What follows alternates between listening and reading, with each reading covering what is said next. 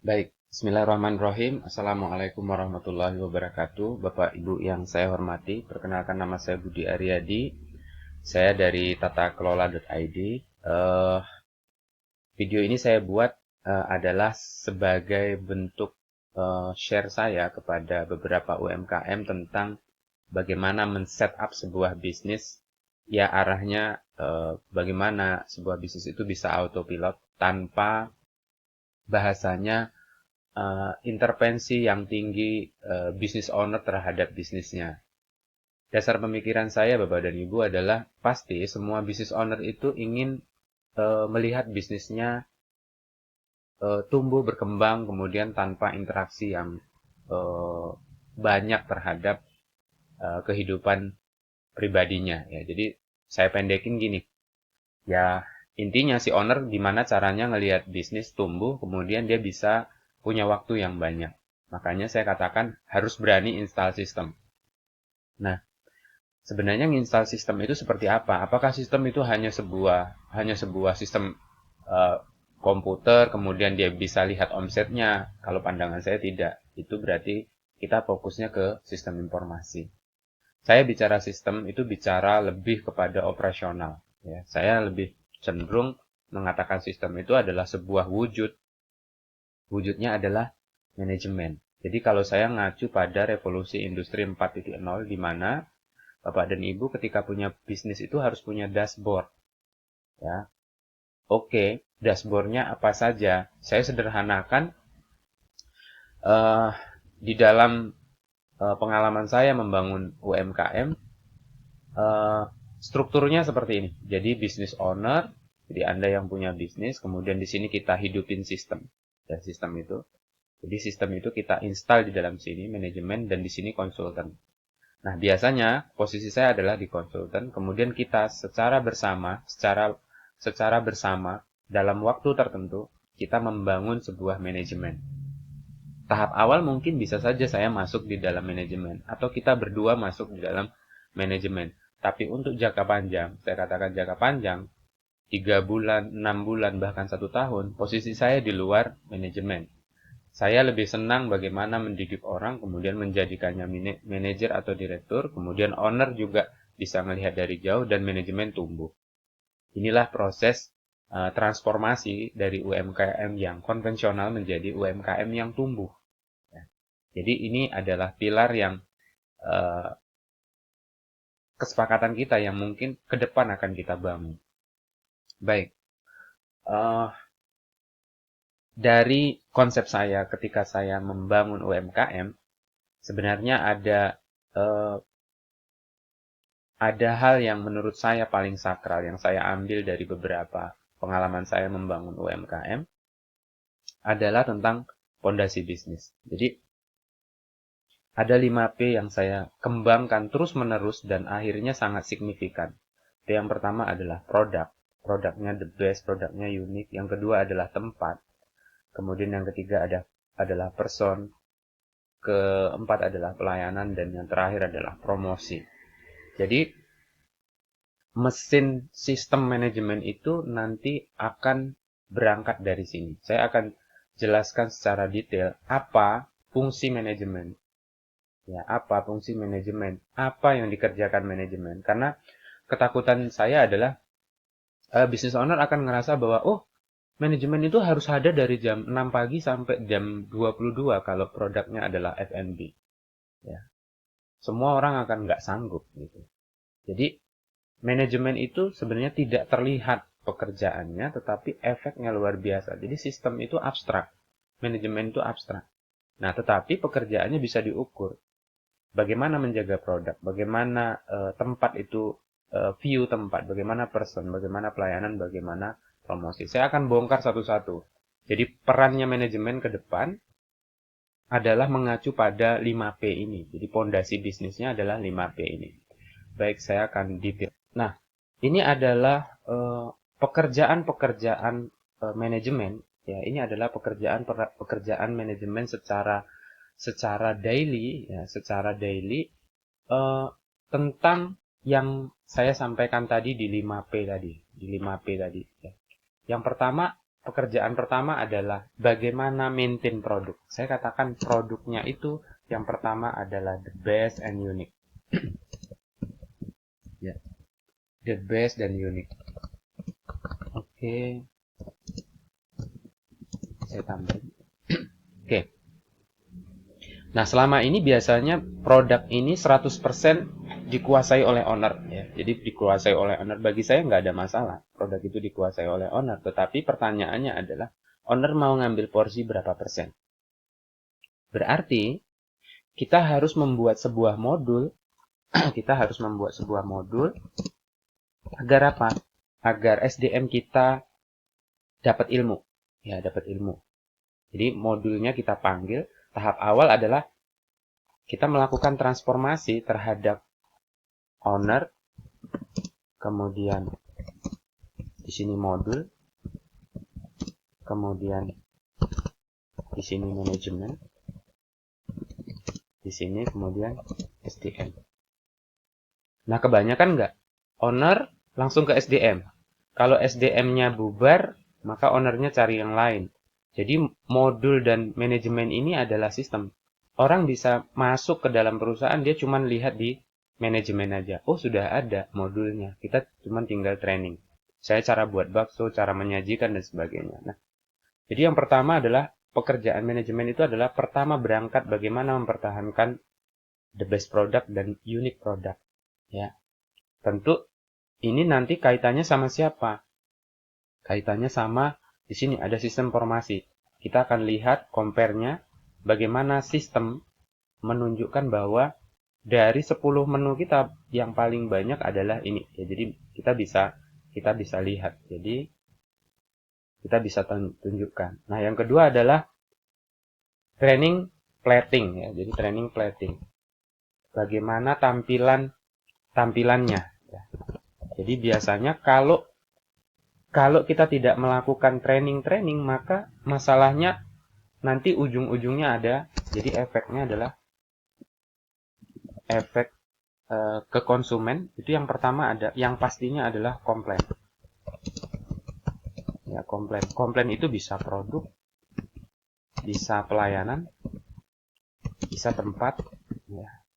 Produk itu banyak rasa, kemudian jumlah, kuantitas, dan sebagainya. Biasanya 3 hal ini yang akan dikomplain. Ya. Jadi ketika kita bicara produk, maka modul pertamanya adalah training. Ini jangan cuma sekali seumur hidup. Jadi secara periodik. Jadi kalau saya katakan periodik dan looping, berulang-ulang. Jadi jangan pernah bosan. Jangan pernah berharap punya SDM yang pintar, tetapi kita tidak melakukan training secara periodik. Kalau perlu sebulan 2 kali lakuin training untuk hal yang sama sampai benar-benar bahasa saya ngelotok. Ya. Dia tahu bahwa ini produk yang benar, bahwa ini produk yang salah. Nah, ini biasanya berada di bagian belakang koki ya. Nanti saya bicara struktur. Kemudian training plating. Plating ini bagaimana sebuah produk bisa sampai ke customer baik dia makan di situ maupun di take away. Nah, yang ketiga adalah bagaimana menghasilkan new product. Jadi kalau owner punya, saya pingin buat ayam geprek nih, si owner berhayal aja dulu atau nunjukin sebuah rasa atau ngajak kokinya jalan-jalan, kemudian si koki akan masak dan kita akan approval. Ya, seperti itu. Jadi yang pertama berangkat dari segmen produk. Oke. Ini P yang pertama ya. Yang pertama produk. Jadi manajemen itu nanti bertanggung jawab. Kalau misalnya owner sudah kasih semua ilmunya ke modul manajemen, maka mesin manajemen akan melakukan transformasi ke SDM. Oke, yang kedua adalah tempat. Ya, tempat di sini adalah tempat. Ya, terkesan standar ya. Bagaimana standar tampilan yang kita inginkan, bagaimana standar kebersihannya, ya. Kemudian bagaimana layoutnya. Jadi ini memang benar-benar dibakukan. Ya. Jadi ini jadi sebuah baku yang sifatnya nanti secara periodik dievaluasi. Ya, dievaluasi. Jadi tempat ini juga berpengaruh, bagaimana parkir, bagaimana nata meja, bagaimana meletakkan gambar, bagaimana totem, toilet dan sebagainya ya. Jadi ini lebih ke tempat secara baku ya. Ini saya skip. Oke, yang agak banyak itu adalah di person atau SDM. Ya, pekerjaan manajemen yang paling berat, yang paling lama adalah di bagaimana membangun sumber daya manusia. Saya sampaikan kepada Bapak dan Ibu bahwa bisnis itu tidak hanya uang, bisnis itu tidak hanya modal, bisnis itu tidak hanya produk. Untuk saat ini, bisnis yang paling berat adalah di sumber daya manusia. Nah, fase yang pertama adalah kita harus menentukan SDM seperti apa yang masuk di tempat kita. Pasti di sini ada standar rekrutmen dari misalnya usia 18 sampai dengan 24. Kemudian penampilan menarik, komunikasi yang bagus. Di sini memang harus ada prosesnya. Makanya di sini ada kata proses.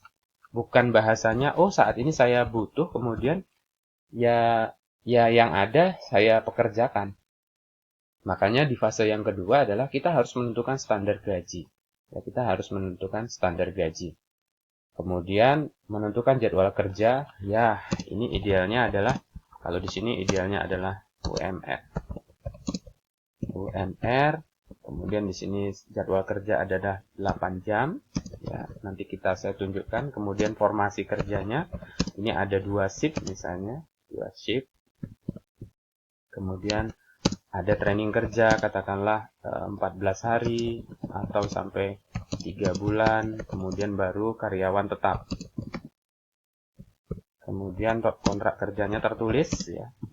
Tertulis ya, sama-sama enak bahwa kita ketika bla bla bla bla.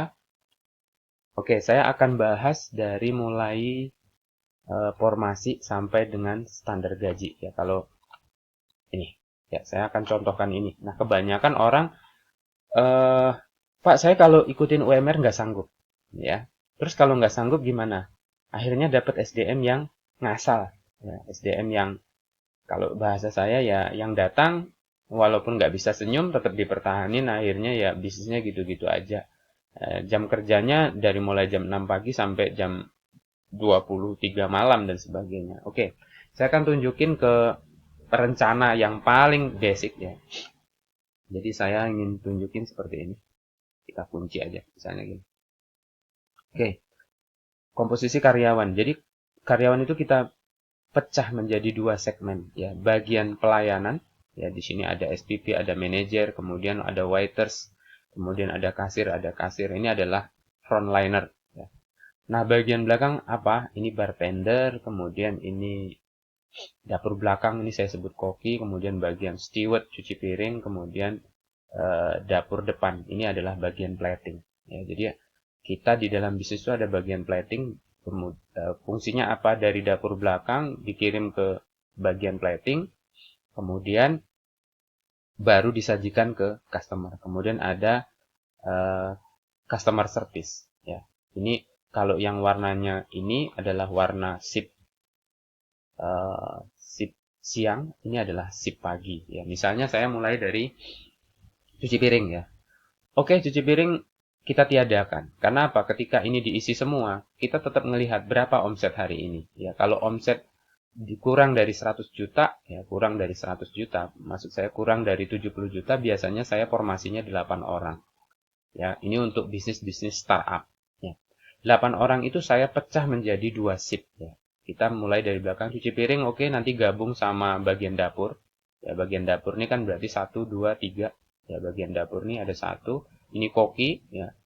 Ini koki utama, ini koki kedua, ini koki bagian plating. Nah, salah satu dari mereka, yang 3 ini, prosesnya juga harus mau belanja ke belakang. Mau belanja ke pasar, ya, bagian purchasing. Nah, SPP, perannya sebagai manpower. Ya. Peran SPP adalah sebagai manpower. Ini nanti buat RAB, ya, buat rencana anggaran belanja, kemudian quality control, kemudian dia buat jadwal dan sebagainya ya. Oke. Lebih bagus ada seorang manajer, ya, lebih bagus ada seorang manajer. customer service, ini bagian kebersihan. Bagian kebersihan ini masih bisa merangkap waiters. Ya. Waiters dan kasir itu bisa kita merger di pekerjaan ini. Kalau jus, ini masih bisa dihandle di bagian dapur belakang. Ya, biasanya bartender dan sebagainya. Atau kalau misalnya bisnisnya benar-benar masih stagnan di 80 juta, kita masih bisa waiters ke belakang. Ya, waiters ke belakang atau kalau mau cari amannya, di sini tambahin satu. Tapi kita nggak tahu apakah bisnisnya itu banyak take away atau dan sebagainya. Oke. Kasirnya 2, ya kasirnya 2. Kemudian waitersnya 2, SPP 1. Nah, kita bicara shift kerja. Ya. Bayangkan karyawan itu normalnya bekerja adalah 8 jam. Ya. 8 jam, tapi karena satu hal akhirnya kita split jadi 10 jam. Ya, jadi kalau misalnya masuk operasional itu jam 9, ya, jam 9, misalnya operasional jam 9, maka ini tambah 1, ya, oke. Maka kita close-nya itu, kita jam 9, 18, oke, saya tambahin sini lah. Ini plus 1, oke, 19, oke, kita potong.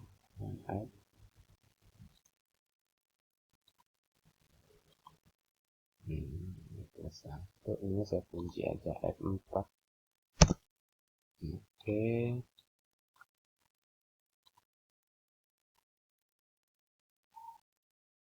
Hmm, 18, sorry. Ini 19, ini sama dengan ini plus 1. Oke, 20, oke, sampai dengan 22 ya. Oke. Nah, startnya jam 9, ya, 1, 2, 3, 4, 5, 6, 7, 8, 9, 10, 11, 12, 13, 14 jam. Ya, jadi 14 jam kerja. 14 jam kerja. Kalau misalnya kita di dapur belakang, karyawan bisa masuk, kita buat 2 shift, masuk jam 6 pagi, pulang jam 15. Ya. Karyawan yang kedua masuk jam 13, pulang jam 22. Ini caranya. Ya. Kemudian untuk dapur belakang juga seperti itu, masuk jam 8, karena dia harus prepare dan sebagainya, berkoordinasi sama orang belakang gitu ya. Berkoordinasi sama orang belakang untuk nyiapin menu yang disajikan. Oke, bagian cuci piring, los semua dan sebagainya. Kemudian waiters. Waiters satu masuk jam 8 karena dia harus prepare tempat, ya kan. Kasir juga satu masuk jam 8. Oke, ini mereka prepare tempat, bersih-bersih tempat, memastikan. Kemudian yang shift 2-nya itu jam 13. Jam 13. Ya, SPP bagaimana? SPP itu ada di semua, di pagi dia ada, kemudian nanti di jam-jam padat dia ada, dan di jam closing. Biasanya seperti itu. Nah, ini adalah formasinya, formasi yang ingin kita tanam di UMKM startup, kalau saya bilang gitu, pemula gitu. Nah, yang harus kita sampaikan, kenapa kita lakukan seperti ini? SDM harus kerja 10 jam. Ini udah banyak nih 10 jam, ini harusnya 8 jam. Kemudian sebulan 4 kali off. Kemudian SDM bisa long shift. Jadi ketika misalnya ini off, maka yang ini dia harus kerja 14 jam. Ya, ini harus kerja 14 jam. Nah, seperti itu berputar sambil mengikuti omset. Ya, jadi nanti dia pendapatannya ada pendapatan lembur, ada pendapatan gaji pokok. Jadi ini yang harus kita sama-sama paham, ini yang harus kemudian dipikirkan oleh manajemen. Ya, kondisi ini. Harapannya apa? Harapannya bisnisnya membaik. Ya, harapannya bisnisnya membaik. Ini saya katakan untuk omset 70 juta ya, dengan formasi 8. Karena saya katakan bahwa SDM ya, budgetingnya ya, SDM itu punya peran 30% dari omset. Ya, nanti kita bisa cek gitu ya. Ini kita kunci dulu untuk sementara. Oke. Oke, kita tarik ke sebelah sini. Ya, ini adalah standar gaji ya. Bagian cuci piring, ya gaji pokoknya katakanlah 1,5 tambah uang makan, kemudian bagian dapur, ini karena dia profesional ya, bagian dapur itu koki gitu ya, 1,8 basicnya, tunjangannya 500, uang makannya 300, take home pay-nya 2,6. Ya, ini proses negosiasi dan sebagainya. Oke, bagian dapur depan 1,5 juta 301,8.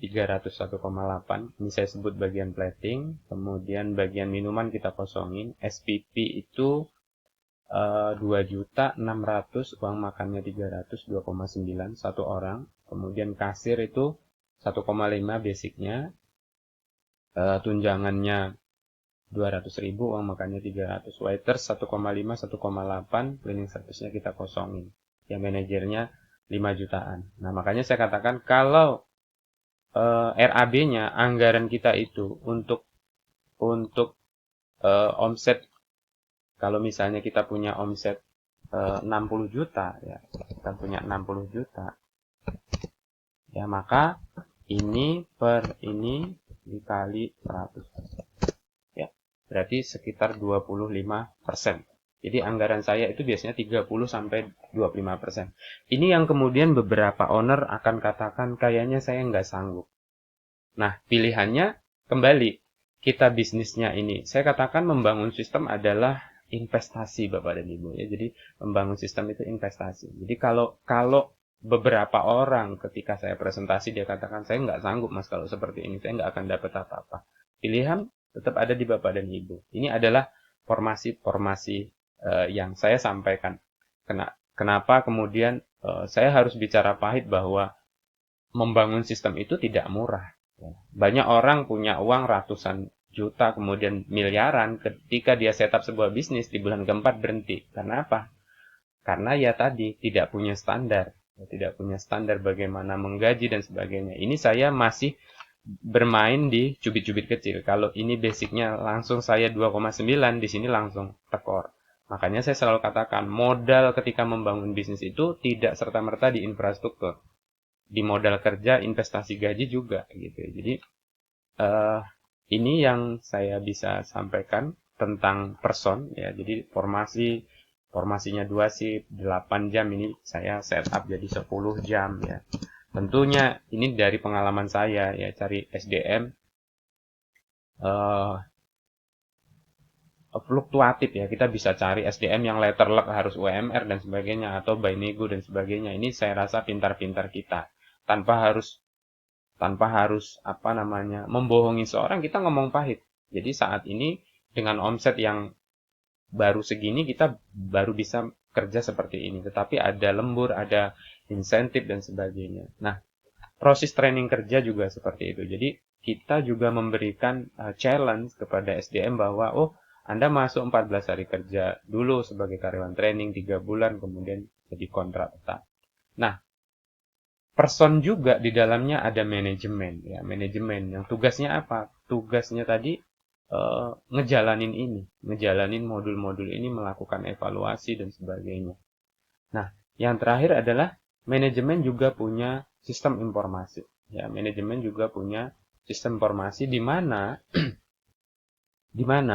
manajemen dan semua layer itu bisa mendapatkan dashboard ya, bisa mendapatkan dashboard dari bisnis kita ya. Jadi mendapatkan dashboard dari bisnis kita, kita bisa ngelihat bisnis kita, pertumbuhan bisnis kita ya. Jadi pertumbuhan bisnis kita bisa melihat produk-produk apa saja yang kemudian paling laris di tempat kita ya. Misalnya kita bisa lihat, saya mau tahu cash flow. Kalau hari ini saya turun ke UMKM, coba saya ditunjukin deh struktur bisnisnya gitu ya. Struktur bisnisnya saya ingin tahu bisnisnya itu seperti apa gitu ya, misalnya. Oke, misalnya bulan ini, kemudian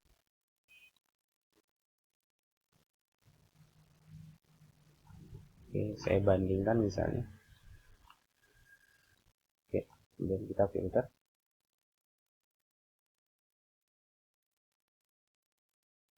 Oke, ini yang saya katakan kita punya dashboard ya. Oke, kita bisa bandingin bisnisnya. Oke, Oke, pendapatannya 400. Oke. Ini berdasarkan tahun ya. Jadi kita bisa tahu, oh ternyata setahun saya dapat uang segini ya. Sekarang tahun 2020 saya baru 400 juta, kemudian tahun kemarin seperti ini. Jadi laba ruginya kita bisa baca ya, bisa baca. Kemudian kita juga tahu eh, apa aja yang menjadi top sales kita ya. Jadi misalnya kita mau tahu top sales kita itu apa ya. Misalnya tahun 2000 tahun ini misalnya tahun ini kita mau tahu produk kita yang paling laris ya, kuantitas nilai data terjual, kemudian filter.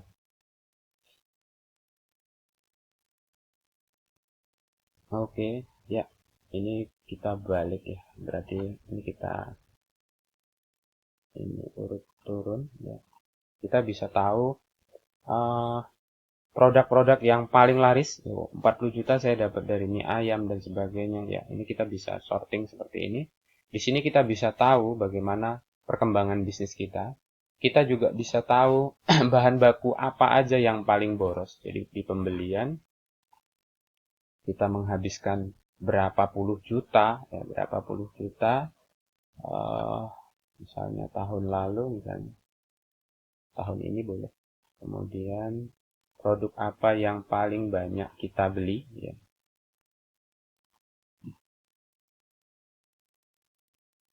Oke, kita langsung tahu, oh daging sapi 57 juta dan sebagainya dan sebagainya. Nah, ini adalah salah satu uh, yang saya katakan tadi, bisnis itu kita harus punya person, ya manajemen, kita juga harus punya dashboard di sistem informasi, ya. Kalau bisnis nggak bisa dihitung, ya kayaknya kita juga akan bingung Bapak dan Ibu ya. Jadi kalau saya ngeliatnya gitu, person itu bagian di dalamnya juga ada manajemen. Manajemen punya dashboard, yang dashboard ini bisa diakses semua orang untuk mengetahui seberapa hebat perkembangan bisnis kita ya. Seberapa hebat perkembangan bisnis kita. Kemudian kalau bahasa saya, yes, kita harus punya standar ya, harus punya standar bisnis. Jadi nggak bisa kita bilang, oh bisnisnya jalan, tapi Anda nggak bisa tunjukin laba rugi, Anda nggak bisa tunjukin arus kas, Anda nggak bisa tunjukin sebagainya, ya. Orang bank juga nggak akan percaya kalau misalnya tujuannya kita mau dalam tanda petik pinjam duit. Tapi kalau misalnya, oh Anda mau laba rugi, kita bisa tunjukin laba rugi. Anda mau tahu sales saya yang paling dominan, ya saya bisa munculin. Anda mau tahu produk apa yang paling banyak saya beli, ya saya juga punya, ya. Jadi seperti itu. Oke, itu tadi untuk yang person. Nah, yang keempat adalah pelayanan. Ya. Jadi Bapak dan Ibu, ini yang bahasanya setelah person. Jadi kalau personnya udah dapet, maka modul berikutnya adalah bagaimana pelayanan ini abstrak. Jadi bagaimana kita menyajikan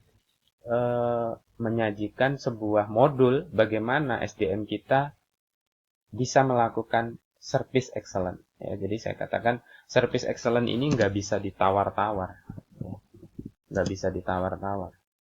Dan ini mahal. Ya, jadi ini yang bahasa saya, yang saya confident bagaimana menjual produk mahal. Ya, sebenarnya biasa-biasa aja, tapi karena pelayanannya bagus, konsumen nggak terlalu mikirin itu. Ya, jadi bagaimana ketika tamu datang, karyawan kita itu senyumnya jadi sangat menyenangkan ya. Kadang-kadang kita makan sudahlah nggak ditawarin, makanannya nggak enak, udah kapok gitu ya. Jadi saya kecenderungan saya sekarang ini manajemen. Jadi fungsi manajemen itu ya, fungsi manajemen ada di dalam person adalah dia melakukan training service excellent terhadap karyawannya. Dimulai dari hal-hal sederhana, bagaimana tersenyum, menjaga penampilan, tidak bau dan sebagainya tetap fresh walaupun dia kerja itu hari itu long shift, kemudian bagaimana pakai make up, seragamnya, kemudian bagaimana dia mampu merecord. Jadi ini yang banyak tidak dilakukan UMKM adalah dia tidak pernah tahu siapa pembelinya. Jadi kalau saya ada program loyalitas, itu bagian dari pelayanan di mana waiters dan kasir itu akan merecord data customer.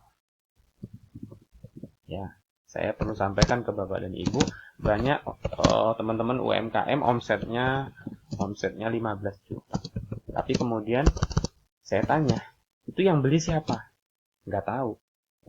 Nah, coba mulai hari ini, kalau ada 100, ada kata 100 invoice, kalau ya invoice, kemudian dari 100 invoice itu, katakanlah ada 300 orang. Ya, nggak usah muluk-muluk, satu hari dapat 50 nomor HP, ya kan, data customer. Oke. Maka kalau bisnis Anda 3 tahun, berapa data customer-nya? Nah, ini yang saya ngelihatnya di beberapa tempat. Kenapa di tahun kelima bisnisnya redup? Ya karena orang ketemu titik jenuh. Padahal kemarin rame. Ya. Jadi si customer itu tidak punya alasan kenapa harus datang lagi ke toko itu. Ya. Sementara dia sudah punya pilihan lain, kalau saya melihatnya seperti itu. Makanya kenapa orang balik lagi ke Starbucks, kenapa orang balik lagi ke KFC, kenapa orang balik lagi ke yang kayak gitu, karena mereka terus-menerus melakukan service excellence. Ya penampilannya standar, bagaimana rapi dan sebagainya. Mereka juga memberikan cashback untuk customer, ya, cashback untuk customer dalam diskon, dalam penawaran yang lain-lain. Ini memang benar-benar digarap serius. Nah, saya ngelihatnya UMKM itu, mohon maaf gitu ya, fokusnya pada dua. How to create product. Jadi kalau bahasa saya, how to create product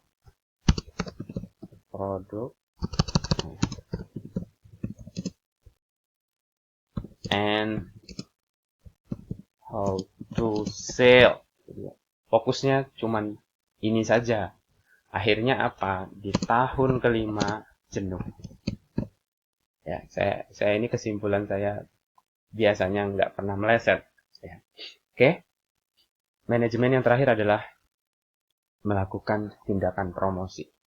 Yes, sekarang zamannya sosial media. Ya, saya nggak tahu Bapak dan Ibu menggarap ini atau enggak. Ya, tapi saya katakan bahwa ini adalah yang paling efektif dan paling murah.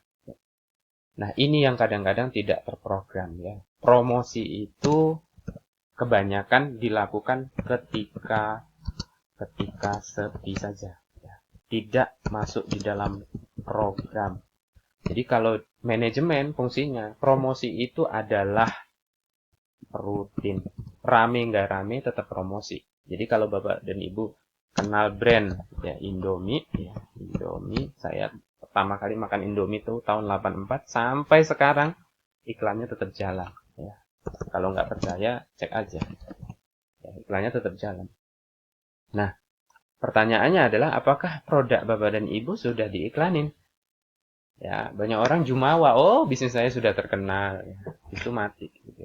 Jadi kalau saya bilang ya promosi itu suka nggak suka kayak kita makan, 3 kali sehari harus jadi program, ya.